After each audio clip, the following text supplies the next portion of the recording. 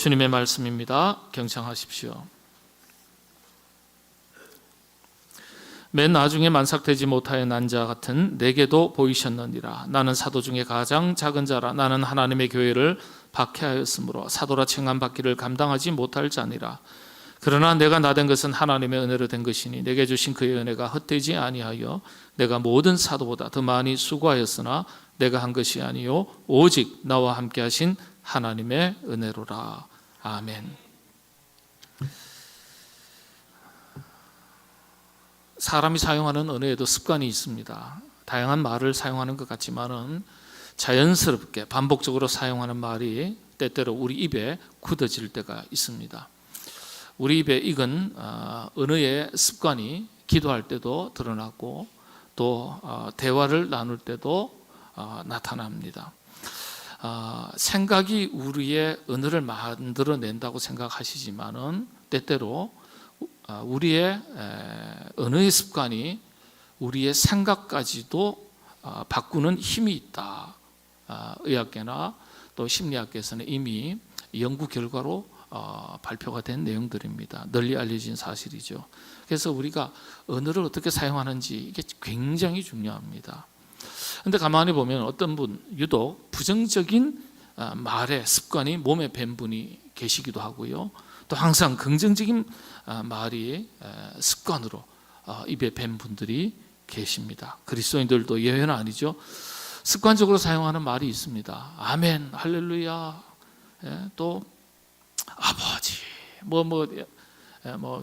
미국에서는 오 마이 갓 그러시지만은 우리는 뭐라 그러죠?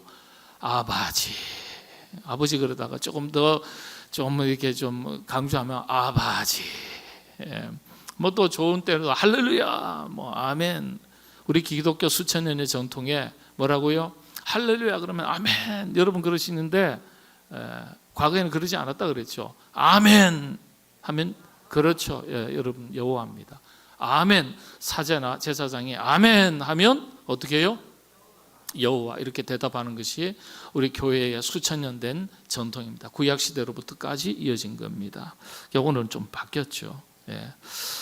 의식적이든 습관적이든 좋은 말이라면 무슨 토를 달겠습니까? 달 이유도 없죠. 근데 우리가 자주 사용하는 말 중에 다 하나님의 은혜지요, 은혜로 삽니다, 이런 표현들이 있습니다. 어떻게 지내세요? 네, 하나님 은혜 가운데 삽니다. 은혜로 살지요. 근데 이렇게 대답을 하시는데 한번 생각해 보시죠.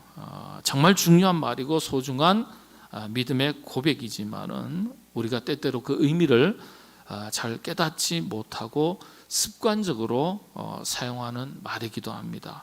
자, 그렇다면 은혜로 산다는 것 어떤 의미일까요? 은혜를 안다는 것 아니겠습니까? 은혜로 산다는 것 세 가지로 요약해 볼 수 있습니다. 첫 번째는요, 은혜로 산다는 것은 평범한 것이 은혜인 줄 아는 것을 말합니다. 평범한 것도 은혜인 줄 아는 것. 사람들은요, 은혜를 특별한 것에서 찾으려는 좋지 못한 습관을 가지고 있습니다. 우리가 고3 수험생도 있지만은, 대학교 합격했다든지, 아니면 직장에서 승진했다든지, 사업에 어떤 큰 계약을 맺었다든지, 아팠는데 병이 나았다든지, 이런 특별한 것에서 하나님의 은혜를 입었습니다. 이렇게 이야기할 때가 많은데, 평범한 것을 가지고 은혜라고 말하는 사람들이 사실 많지 않습니다. 그러나 은혜는 그렇지 않죠. 여러분, 사람이 호흡하는 것 너무나 당연한 것 아니겠습니까? 그래서 그런지 호흡하고 사는 것을 하나님의 은혜라고 말하는 사람 별로 없습니다. 그러나 은혜로 사는 삶이라는 것은 평범한 것조차도 은혜인 줄 아는 것입니다. 살아 숨쉬고 있다는 것 자체가 평범한 것에서조차도 감사하고 그것이 은혜인 줄 아는 사람이 바로 은혜로 살아가는 사람들입니다. 여러분들 그렇게 평범한 일상 모든 것이 하나님의 은혜인 줄로 알고 그렇게 고백하시며 사시게 되기를 바랍니다. 여러분들 이 예배를 드리는 이 순간도 이것이 여러분 걸어서 오셔서 예배를 드리시지만은 걸어서 여기까지 오게 된 것만 해도 하나님의 은혜입니다. 여러분 오고 싶어도 못 오시는 분들이 우리 교우들 중에 얼마나 많은지 몰라요. 병상에서, 가정에서, 요양원에서, 요양병원에서 안타까운 마음으로 영상으로 예배드리는 분들이 많이 계세요. 수십 명이에요. 예. 걸어서 아무렇지도 않게 자연스럽게 걸어왔지만은 어떤 분들에게는 간절한 기도의 제목일 수도 있어요. 예. 안타까움으로 가고 싶은데 못 가는구나. 저 김포에도 계시고요. 예. 멀리 계세요. 두 번째, 은혜를 아는 것, 은혜로 산다는 것, 고난도 은혜인 줄 아는 것을 말합니다. 성경은 평범한 것조차도 은혜라고 말하는 것을 넘어서서 한 단계 더 깊은 신앙으로 우리를 인도합니다. 참 깊은 경제신앙이죠. 자신의 처지, 형편, 환경, 어떤 경우든지 긍정적으로 바라보고 해석하는 것을 말합니다. 사람들은요, 스스로 안 되는 것 때문에, 부족한 것 때문에, 연약한 것, 억울한 것, 원통한 것, 속상한 것, 화낼 일, 눈물 흘릴 일, 이런 일들을 만나면 낙심합니다. 불평합니다. 자신의 인생을 때때로는 원망할 때가 있습니다. 근데 여러분 기억하십시오. 환경이 우리를 불행한 사람으로 만드는 것이 아니라 우리 자신이 스스로 불행을 만들어내는 거예요. 서양 속담에 있는 말입니다. 환경이 우리를 불행한 사람으로 만드는 것이 아니라 우리 자신이 스스로 불행을 만들어낸다, 이런 말이 있습니다. 왜 인간은 스스로 불행에 빠집니까? 성경에서 답을 찾을 필요가 있습니다. 세상 사는 것에 대해서 나의 요구와 욕심이 많아지면, 과하면 불행해집니다. 그리고 그 가운데 고통이 자랍니다.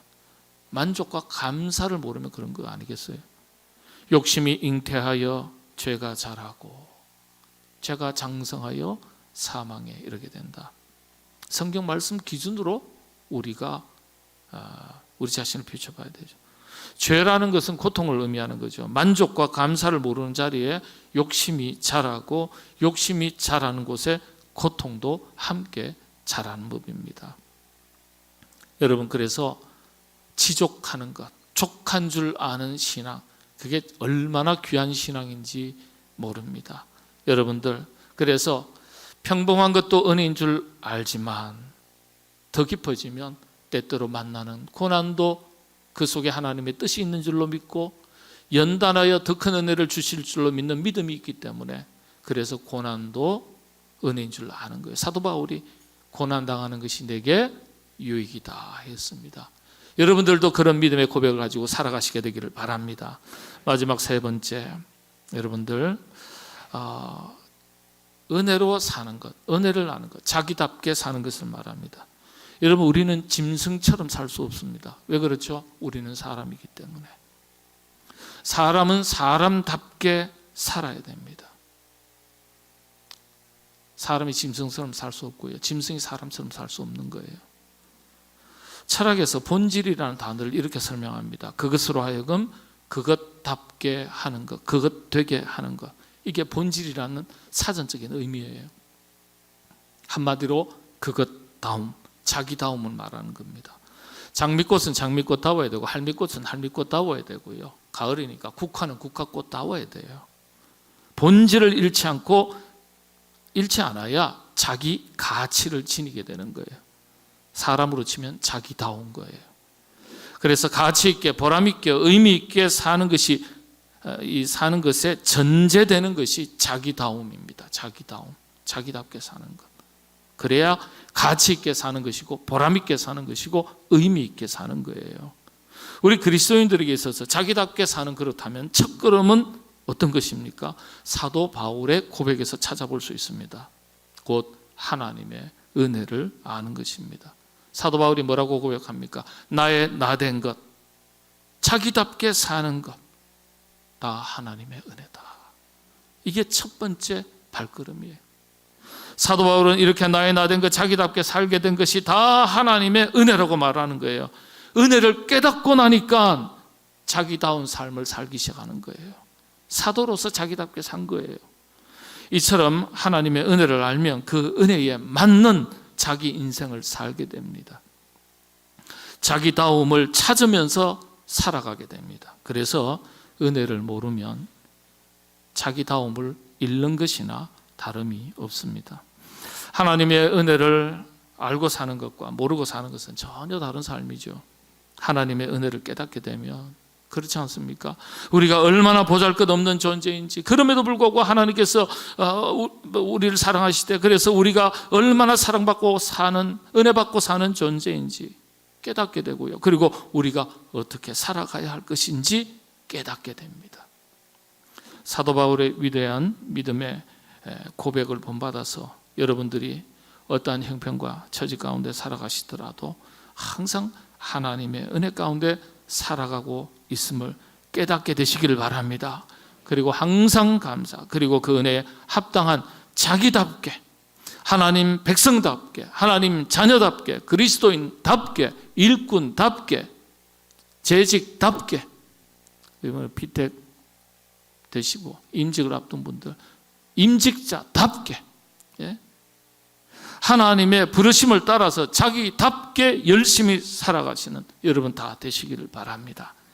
오늘 하나님의 부르심을 따라서 자기답게 열심히 살아가시는 귀한 분의 간증을 듣도록 하겠습니다. 이것이 여러분들에게 은혜가 되고 도전이 되시기를 바랍니다. 우리 기관에, 언론기관에 한 기관의 사장이 된다는 게 보통 일이 아니거든요. 다 하나님께서 베푸신 은혜들이 있게 마련입니다. 우리 김진호 권사님, 기독교 방송국 사장님이신데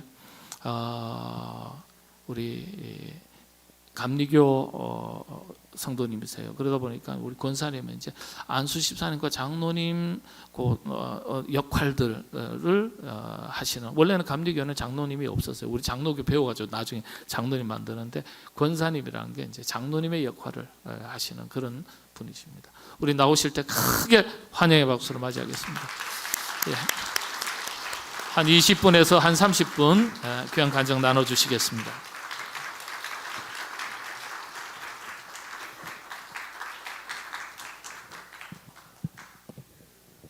겁나게 부끄럽습니다. 제가 아까도 9시 예배에서 그랬는데, 이 예배에서 간증을 한 건 사실 우리 삼성교회가 처음입니다. 아마 목사님이 저를 세우신 이유는 제가 추정컨대 오토디 캠프 선교사님을 의식하신 것 같아요. 1949년에 여기서 가까운 온당교회를 세우시고, 1954년에 CBS를 세우시고, 1965년에 어디를 세우셨죠? 목소리가 전부 어디로 들어갑니다. 어디를 세우셨죠? 삼성교회를 세우셨어요. 그러니까 세 기관은, 두 교회, CBS는 뭐다? 형제다, 형제. 우리가 이 형제임을 근래에 알게 된 겁니다. 근래에. 그런데요, 9월 5일쯤에 3, 4일쯤에 저희에게 전화가 왔어요. 양규름 목사님이라고 노량진교회 은퇴하신 목사님이 전화를 주셨어요. 뭐라고 하느냐면, 어디 허름하게 입으신 한 6명의 미국인이 와가지고 CBS를 찾아서 왜 찾냐고 물어보니까, 우리가 이 부근에 살았고 우리 아버지가 CBS를 설립했는데 지금 CBS가 어디가 있는지 모르겠다, 이 말을 저희한테 한 거예요. 그런데 양기로 목사님이 우리 CBS 아는 사람이 아무도 없는데, 제가 연동교회 가서 출산은 기쁨으로 돌보면 다 함께 이렇게 외쳤더니 이분이 제 얼굴 생각이 났다는 거예요. 아, 이건 CBS에 알려줘야 된다. 그래가지고 CBS 알렸는데, 드디어 오토지 캠프 선교사님의 가족들이 지난 9월 초에 한국에 오셨어요. 두 아드님, 며느리 한 분, 자녀 3분이, 6분이 오셨어요. 그런데 미국인들은 휴가 갈 때 거의 반바지에 허름한 티셔츠입니다. 그러니까 한국 사람이 볼 때는 허름하고 꼭 거짓골 같아요.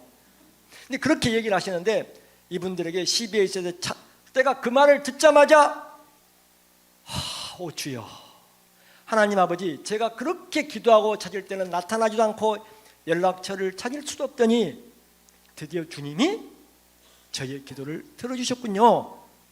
예, 제가 그때 울었냐면 하나님은 진짜 위대하시다. 우리가 뭘 바라는지를, 뭘 원하는지를 알아요. 간절히 만나기로 오니까 그분들이 제 발로 걸어 들어온 것이에요. 큰아들은 45년 만에, 작은아들은 48년 만에 한국 땅을 밟으셨대요. 그래가지고 CBS에 안 오겠다고 우기고 우긴 것을 우리는 또 우기고 더 우겨가지고 회사에 모셨어요. 1층에 나가서 제가 눈시울이 붉어지면서 95도, 100도를 숙이면서 인사를 드렸더니 왜 이렇게 고개를 숙이냐고 오토드 캠프 선교사님 아들이 얘기하세요. 진짜 보고 싶었다. 간절히 찾았습니다. 그런데 하나님이 당신들을 제 발로 서울 오게 해서 CBS의 발걸음을 인도하셨습니다라고 얘기했어요. 그분들에게 얘기했어요. CBS 형제교회가 두 군데가 더 있는데 한 군데는 삼성교회, 한 군데는 원당교회입니다. 그랬더니 이분들이 맞아, 서울 북쪽에 몇 개 교회를 세웠는데 지금 2개가 남아있느냐고 그래요. 이 2개 교회가 삼성교회, 원당교회입니다. 이분들이 금요일날 CBS를 방문하고 토요일날 귀국하게 되어 있는데 비행기편이 연결편이 잘못돼가지고 하루를 연장하는 바람에 삼성교회 75주년 기념예배에 참석하고 주일날 오후에 가셨어요. 원당교회. 제가 가끔 원당 이게 형제 이름을 가끔 헷갈릴 때가 있습니다. 그 일을 겪고 났더니 우리 목사님이 저를 부른대요. 왜 부른대요? 우리 국장님 물었더니 물론 그 전에 연락이 왔지만 제가 못 온다고 계속 거절하다가 이 예배에 간증을 하랍니다. 그래가지고 이게 머리가 지끈지끈거려서 그제부터 제가 약간의 스트레스를 받았는데 목사님 무슨 말을 해야 목사님 설교를 대신할 수 있을까?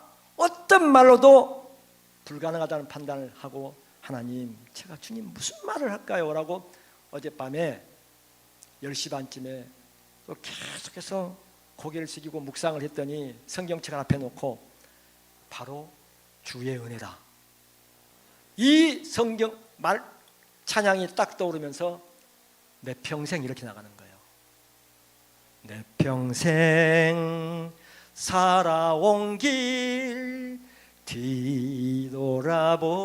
뒤돌아보니 짧은 내 인생길 오직 주의 은혜라. 주의 은혜라, 주의 은혜라.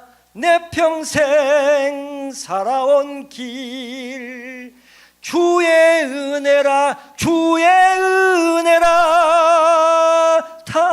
다함이 없는 사랑. 달려갈 길 모두 마치고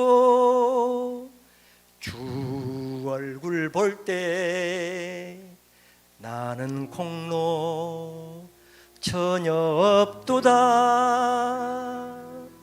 오직 주의 은혜라. 지금까지 땡. 이 CCM 속이 송견민 목사님이 작사 작곡하고 지선 찬양사역자가 딱 부르는 이 CCM송이 쫙 스쳐가는 거예요. 그런데 목사님하고 성경 구절 그 어떤 대화도 나눈 적 없고 딱 와서 9시에 말씀을 듣는데 고린도전서 15장 11절 12절을 이렇게 하신 거예요. 8절부터 모든 게 주의 은혜다. 나는 아무것도 없다. 제가 성경 구절을 목사님 물어보시면 어떤 구절을 소개하려고 했느냐? 그냥 자리에 앉으셔도 됩니다. 고린도전서 3장 6절 사도 바울이 얘기합니다. 나는 심었고 아볼로는 물을 주었으되 오직 하나님께서 자라게 하셨느니라. 물 주는 이나 씻는 이는 아무것도 아니고 오직 하나님 아버님이 자라겠다. 하나님 아버지가 제가 그러면 CB사장이 저 정도 얘기할 정도면 모태신앙이고 신앙심이 엄청 좋을 거다. 이렇게 착각은 자유니까. 그리고 망상은 강원도 해수욕장입니다. 전혀 그렇지 않습니다. 저는 고등학교 졸업할 때까지 그 누구도 교회에 가자고 한 사람이 단 한 명도 없었습니다. 대학교 때 1학년 2학기 때 애갓집을 들어갑니다. 과외가 금지되니까 그러면 제 연식이 계산이 될 겁니다. 과외가 금지되니까 애갓집에서 8월 중순에 저를 부르는 거예요. 형 며느리를 부모님이 다녀오시더니 저희 시골에 한참 일하고 있는데 애갓집에서 오라 그런다는 거예요. 안 간다. 왜냐? 눈칫밥 먹기 싫으니까. 그랬더니 맨날 며칠을 전화해서 제가 애갓집을 딱 갔죠. 갔는데 한 9월 말쯤 됐는데 숙모님이, 외삼촌이 주일 아침에 새벽마다 나가니까 딱 문을 걸어 잠그고 예배만 드리고 와라. 그래서 간 교회가 서대문 중앙 감리교회. 지금까지 교적을 바꾸지 않고 있는 교회입니다. 이 말은 뭐냐? 교회를 옮기는 게 좋은 일이냐라고 묻거든 다른 분들은 다 좋다고 얘기할지 몰라도 김진호만은 아닌 것 같은데요, 이렇게 얘기를 합니다. 왜냐하면 한 번 바꾸면 두 번 바꾸고 세 번 바꾸면 네 번 바꾸고 심하게 말하면 교회를 쇼핑하게 된다. 그것도 일리는 있는데 도저히 맞지 않거든 떠나더라도 이사를 가면 모르겠지만 그런 저도 사장을 마치고 나면 교회를 바꿔볼까 이런 생각은 하긴 해요. 그런데 여지껏 그래서 권사가 된 겁니다. 자, 어떻게 CBS에 입사했을까? 그럼 교회를 열심히 다녔을까? 열심히 다녔을 것 같습니까? 안 다녔어요. 군대를 제대하고 이제 군대를 아주 불리하게 갔어요. 최전방 15사단 38인데 14중대 마지막 소총수로. 제가 그래도 신방과를 졸업한 사람이기 때문에 정운병으로 분명히 가거나 연대나 대대 사단에 무슨 서무병을 해야 되는데 끝까지 소총수로 제대했다는 것은 뭘 얘기하느냐? 대학 다닐 때 상당히 거시기했다라고 생각하면 됩니다. 그리고 돼지게 맞았어요. 데모했다고 어마어마하게 맞았습니다. 아주 진짜 죽다시피 맞고 허리를 심하게 다쳐가지고 후송을 갔는데 그것도 무려 6개월가량을 후송 생활했습니다. 그 시간이 저에게 무슨 시간이었다? 휴식의 기간이었다. 그걸 언제 하느냐? 나이 50이 다 돼서 합니다. 그때 본 책들, 그때 했던 공부들이 제가 기자들인데 도움을 줬었어요. 그래서 목사님 말씀하신 것처럼 고난도 유익이라고 위장된 고난은 뭐다? 축복이다. 축복입니다. 자, CBS 시험을 봐요. 그런데 목사님 추천서가 필요해요.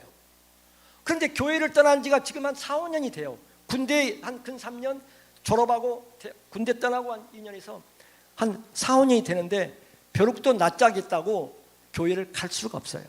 그래서 저희 아버지에게, 시골에 계신 아버지에게 전화를 드렸죠.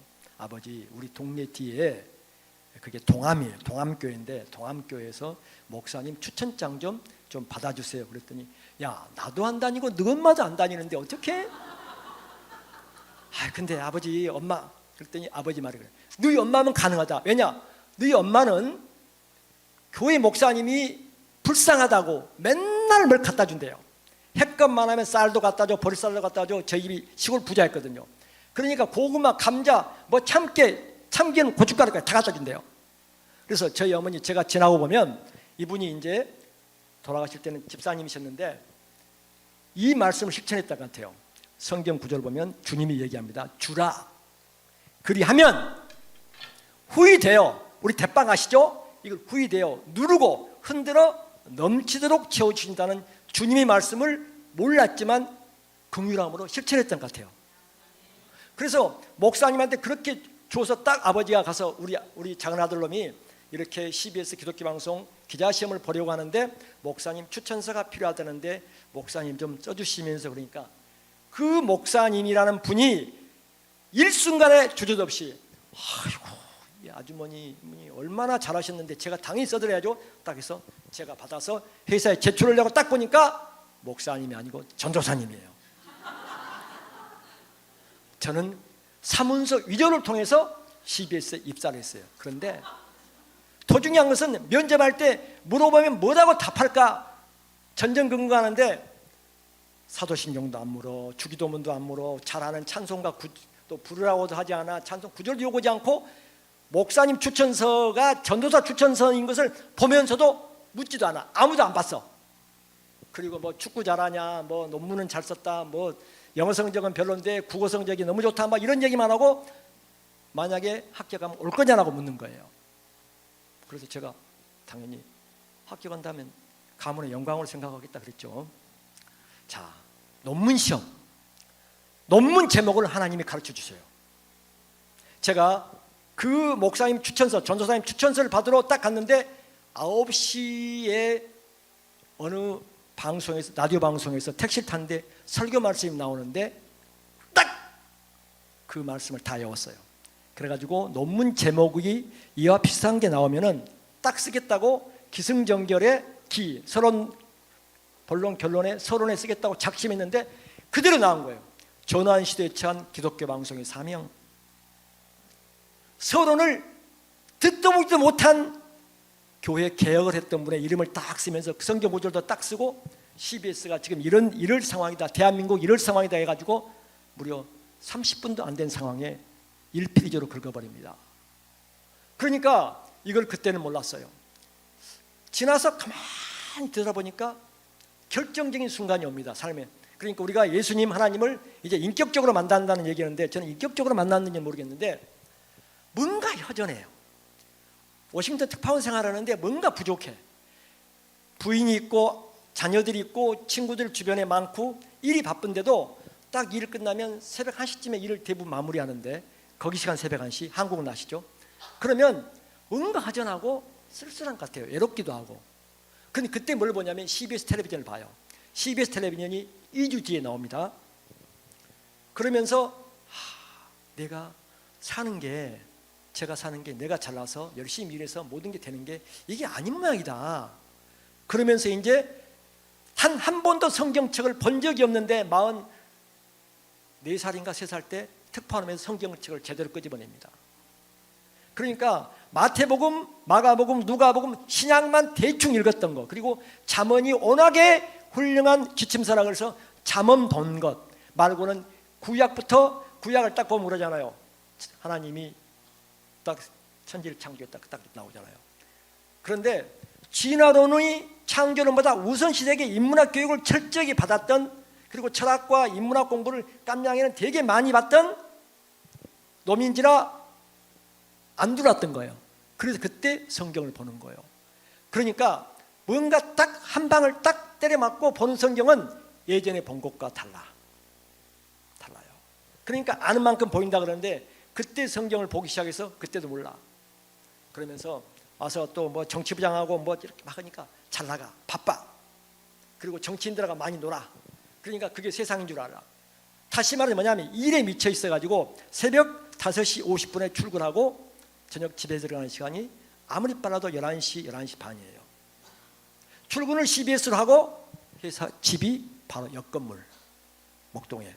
그러니까 5시 50분에 딱 내 자리에 앉는 순간이 5시 50분이 새벽. 그리고 나가서 저녁을 먹으면 꼭 회사를 들어왔다가 딱 집으로 가요. 그러면 11시가 넘어요. 제가 10시 넘어서 회사에 들어오면 그때 숙직자들이 한 3명쯤인데 이러고 있어요. 바다에 손 올리고 텔레비전 쫙 켜놓고 있다가 제가 들어가 국장님 왜 들어오세요? 그런 생활을 했던 제가 언제 깨지느냐. 정치부장을 다 하는데 뭔가 아닌 것 같아요. 살아봤던 게. 그리고 재미가 없어요. 그러니까 마음속에 이제 이미 성령님이 역사를 한 것 같아요. 너 이제 그만 미쳐 지내고 일이나 이런 거 미쳐 지내고. 그리고 제가 2004년 12월 31일까지 뭘 마셨느냐? 술을 마셨어요. 술을 원래 싫어하는데 이 취재를 하다 보면 술을 안 마실 수가 없어. 술을 마시는데 96년도 97년도 법조 검찰청 출입기자 반장할 때는 북한산 인수봉 이런 데 가가지고 기도해요. 하나님 아버지, 제가 술을 너무 못 마셔서 검사들하고 음주 싸움을 맨날 지니까 술 좀 잘 마시게 달라고, 폭탄주를 잘 마시게 달라고. 이건 진짜 있을 수 없는 기도를 해요. 그런데 술을 잘 마실 수가 없어요. 폭탄주 양폭 7잔 먹으면 뻗어요. 제가 뻗은 적이 없는데, 그런데 검사들은 보통 양폭을 점심시간에 20잔, 30잔을 줘버려요. 기자를 다 눕혀 쓰러지게 만들어. 그리고 저녁이나 다음날 전화해요. 김 기자 술이 약하대?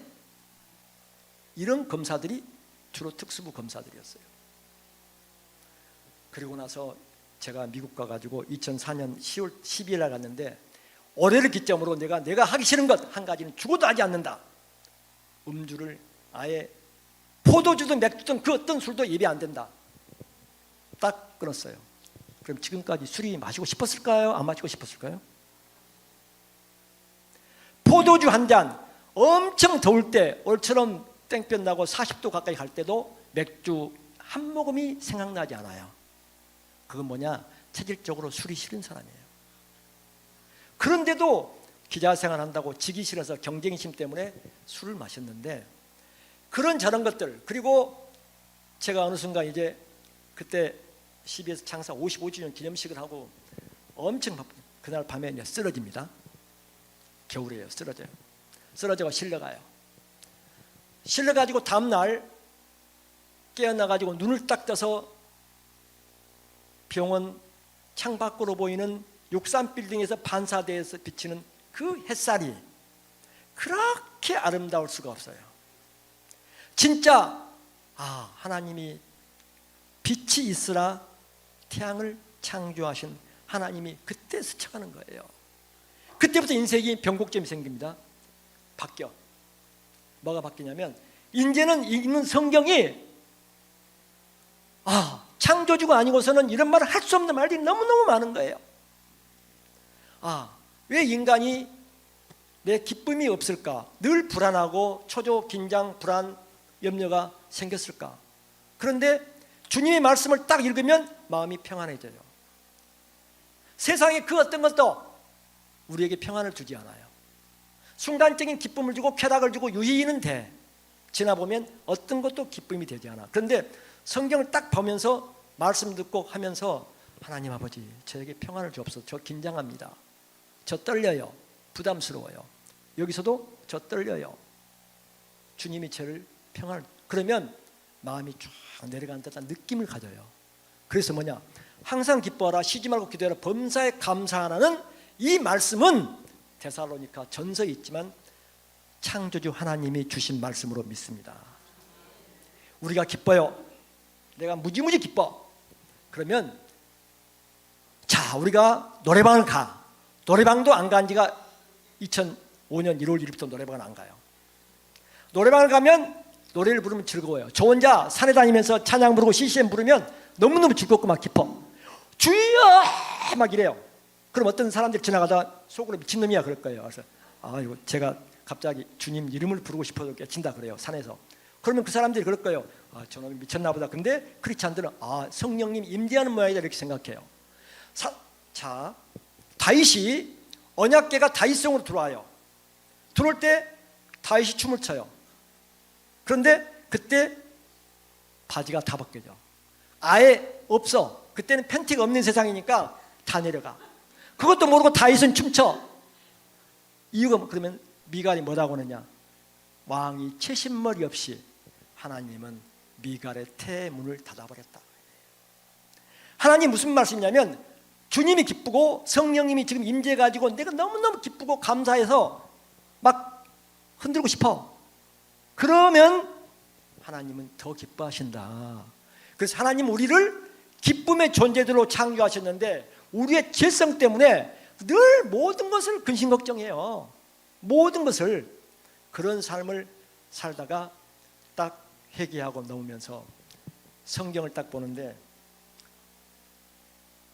하나님이여 불쌍히 여기서 저는 죄인으로서이다라고 저를 딱 보는 거예요. 바리새인과 세리를 예수님이 딱 비교해요. 바리새인은 내 공로, 내 공적, 내가 이렇게 바르게 살고, 그런데 세리는 주여 저는 죄인입니다. 하나님은 회개를 기뻐하시는구나. 그때부터 제가 한 게, 나는 죄인으로서이다라는 얘기를 맨날 해요. 그러면 늘 눈물이 나요. 왜냐? 큰 죄를 지어서 죄인이라고 말하는 게 아니라 누구를 살인했거나 도둑질하거나 뭐 했거나 뭐 거시기 다 그런 게 아니라 삶 자체가 죄성 속에서 살았더라고요. 그래서 저희가 사장이 되면 반드시 이거 하나는 하겠다. CBS 직원들이 하나님을 알다가도 발을 담고 세상에 잠고 사니까 모르는 사람들이 너무 많아서 회개 대성회를 해야겠다. 그래서 지난 8월 30일 날 미스바 회개 성령 대성회를 서울시청 광장에서 한 거예요.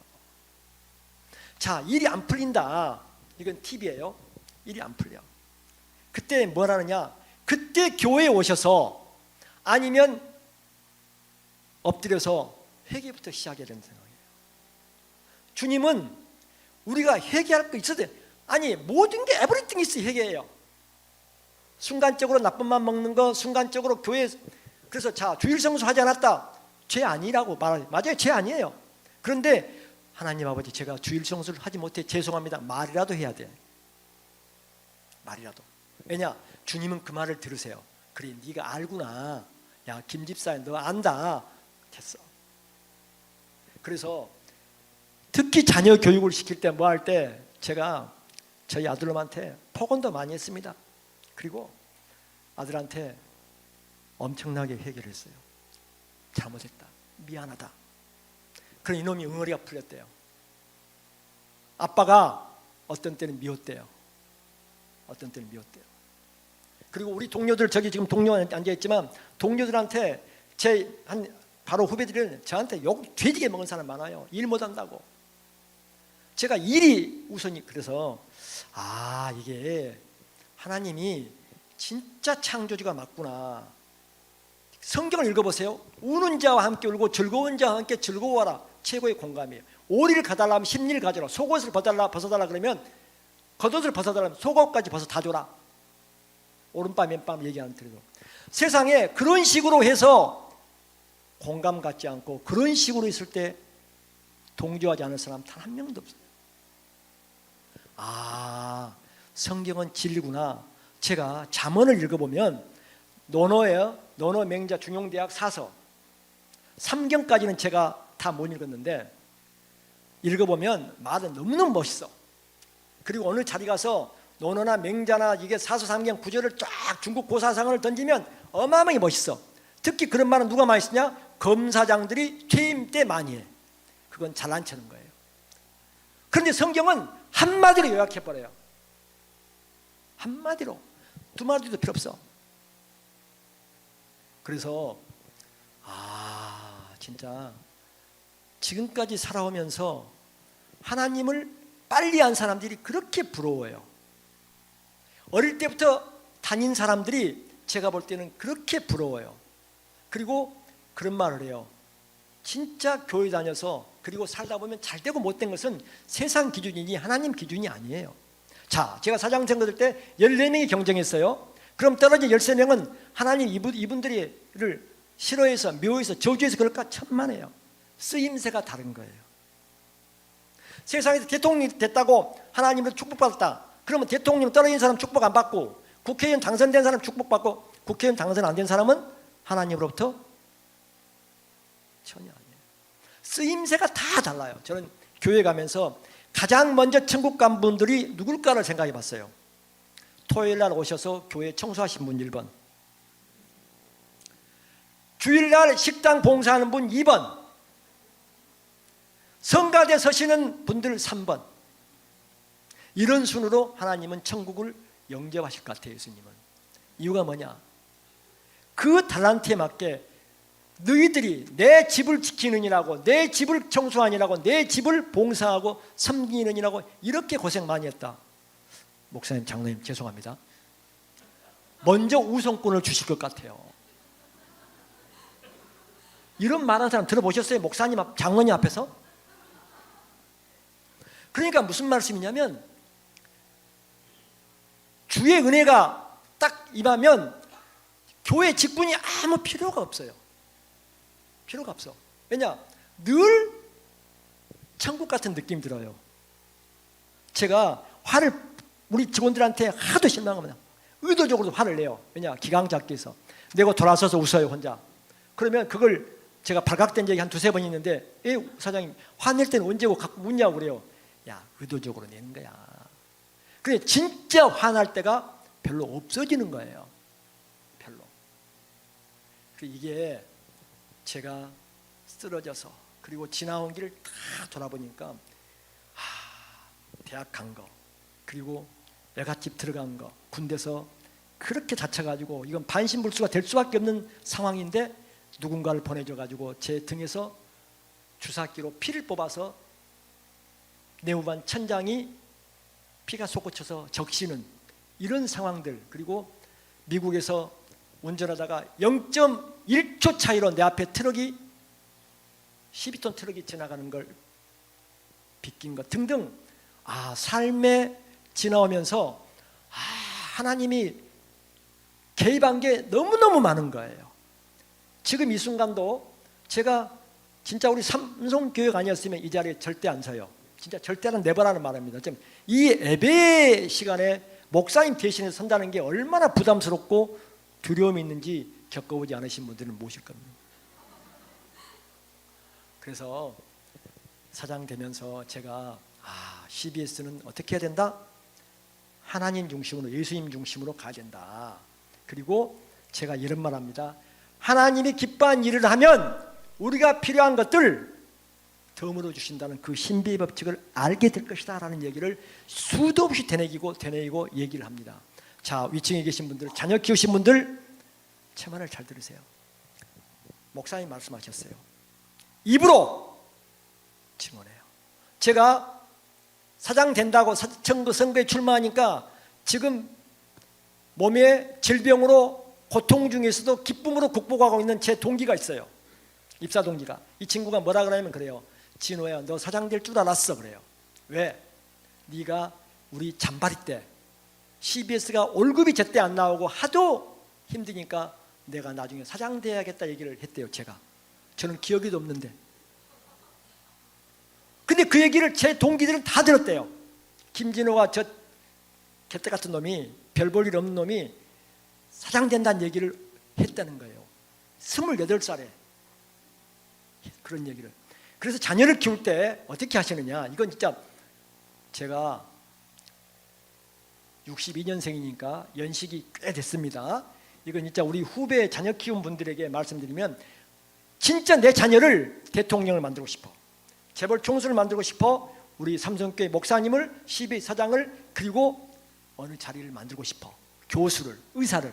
그러면 어릴 때부터 어떻게 한다? 아들에게 말로 선포해라. 손자 손녀들에게 기도해 줄 때, 손을 얹고 손을 만질 때 말로 선포해 주는 거 들리라고. 너는 의사 될 거야, 너는 기자 될 거야, 너는 큰 회사를 경영할 거야, 너는 진짜 하나님의 일을 엄청 할 거야. 이런 얘기를 하면서 그 어린이들이 크면서 그 말을 듣고 할머니의 말, 엄마 아빠의 말을 듣고 뭘 한다? 도전을 해요. 그리고 하나님, 제가 이렇게 선포했으니 주님이 들으셔서 우리 자녀들에게 떠올게 하세요. 생각나게 하소서. 그러면 뭐가 바뀐다? 그의 삶이 바뀌어. 하나님이 딱 주무를 때 생각이 바뀌어요. 12번 사람이 된다 그러잖아요. 어느 순간 늦게 되고 먼저 된 적이 있지만 바뀌어요. 먼저 된 자가 나중 되고 나중 된 자가 먼저 된다도 진리예요. 제가 우리 가장 가까이 사는, 한 이불은 덮지 않고 이불은 따로 쓰고 때론 각방을 쓰고 있는 분이 한 분 계세요. 이분이 뭐라고 하냐? 하나님은 위대하시다 그래요. 저렇게 변할 수가 있느냐? 저렇게 변할 수가 있느냐? 뭔 말이냐? 그래서 말로 해주는 건, 말이 시된다는 말도 거의 진리에 가까워요. 그러니 자녀 키우시는 분들, 손녀 손자가 있으신 분들은 꼭 축복의 멘트를 해 주십사라는 것은 주님이 가르쳐 주신 말씀이라고 믿습니다. 자, 사장 돼서 제가 두 가지를 걸었어요.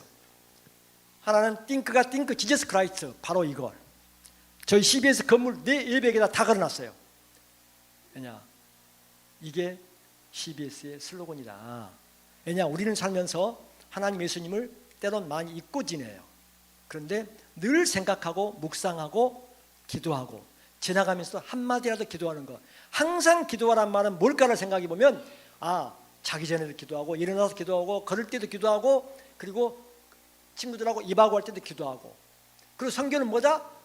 선교 대상자가 해주고 싶은 대로 다 해주는 것. 단 나쁜 짓 말고 돈 주라 그러면 돈은 주더라도 10,000원 주라 그러면 5,000원만 주고 절대 많이 주면 안 돼요. 그게 권리가 되니까.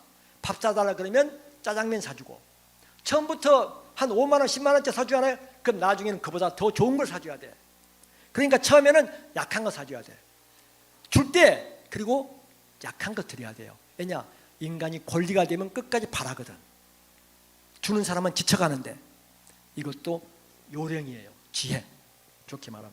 그래서 그리고 늘 따뜻한 말 하는 거. 친구 안 이뻐. 특히 60 넘으면 미의 평준화, 지식의 평준화 똑같아. 60이 넘은 분들은 아무리 젊어서 이뻐도 거의 비슷하고 그리고 뭐 대학원을 나오든 교수든 뭐 초등학교 나오든 거의 수준이 비슷해. 뭐라고 한다? 야 이쁘다. 야 뭔 일이야? 옷이 갑자기 아주 빛난다? 그러면 속없이 진짜? 맞아 진짜 네 지금 광채 속에 예수님의 빛이 들어가 있는 것 같아. 그러면 그때 정체를 알아. 그때 뭐라고 하냐? 너 진짜 교회 와봐. 얼굴이 빛난다.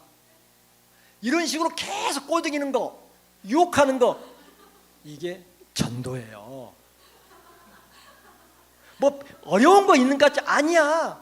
어려운 거 절대 아니야. 늘 그래서 목사님 말씀하셨잖아요. 늘 긍정적인 말, 선한 말. 그리고 우리는 잘못을 해요. 말도 실수하고 행동도 실수하는데 그걸 선으로 바꾸시는 분은 누구다? 하나님 아버지. 이때 아멘 안 하세요? 형제 기관에 사람이 와서 말하면 아멘 해야 되는 거 아니에요? 자, 그 다음에는 제가 요거를 걸었어요. 요거. 출산은 기쁨으로 돌보면 다 함께. 이걸 3년 4개월 동안 외쳤더니 하나님이 드디어 역사하고 계십니다. 대한민국의 출산율이 늘었어요. 작년까지 출산율이 0.72명이었는데 국회 예산처에서 올해 출산율은 0.74명쯤 될 것으로 전망을 해요. 김진호가 해서한 게 아니라 모든 교회들이 하나님의 역사가 대한민국에. 그런데 하나님이 지금 제가 길어지는데 한 5분만 더 해도 괜찮아요? 복 받으실 겁니다. 남에게 아량과 배려를 하신 분들은 복이 넘칩니다. 하나님이 대한민국을 얼마나 사랑하는지 모르시죠? 아펜젤 언더우드 두 선교사님이 1885년 4월 1일 날 인천 뻘밭에 발을 딛는 순간 대한민국은 천지개벽을 했습니다.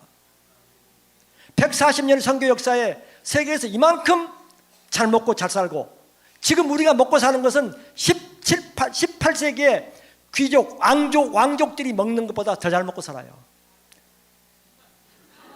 아멘입니다.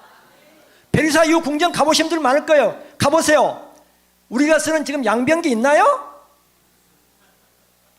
그리고 우리가 자원이 있으면 뭐가 있습니까? 예수님 믿어가지고 이렇게 잘 먹고 잘 산 거예요. 그러면 뭐가 두렵냐? 그럼에도 불구하고 아이를 낳아야 한다. 그리고 모두가 돌봐줘야 한다 이렇게 외쳤더니 하나님이 지난 4월 5월에 출생아 숫자가 2.9%, 2.5% 늘었고 지난 7월 달에는 무려 7.9%가 늘었어요. 작년이 최저점을 찍었다. 무슨 말이냐?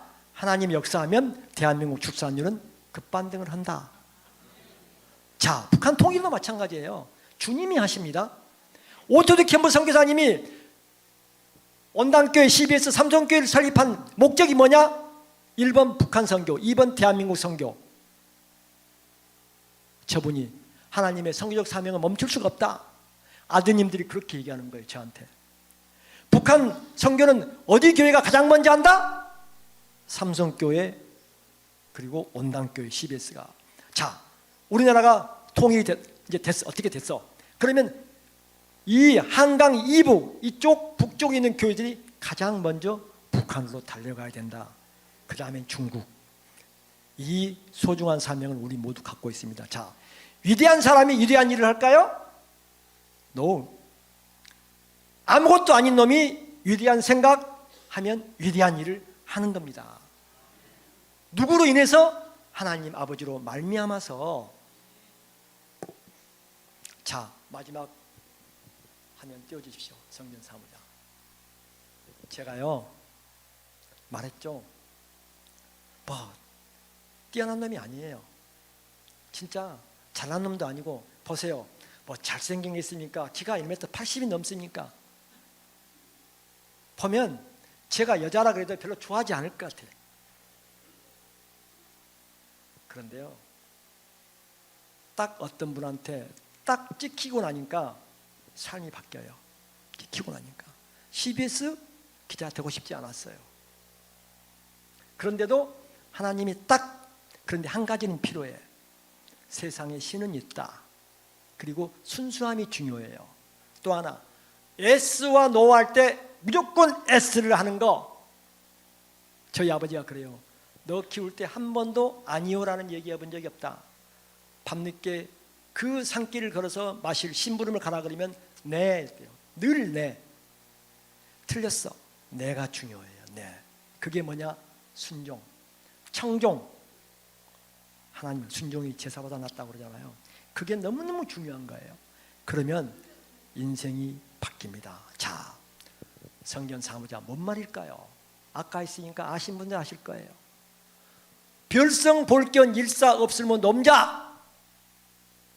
별 볼 일이 없는 놈. 이게 고린도전서 3장 6절 7절 아무것도 아니다. 우리 모두는 아무것도 아니다. 누가 한다? 우리가 움직이면 하나님이 다 하신다.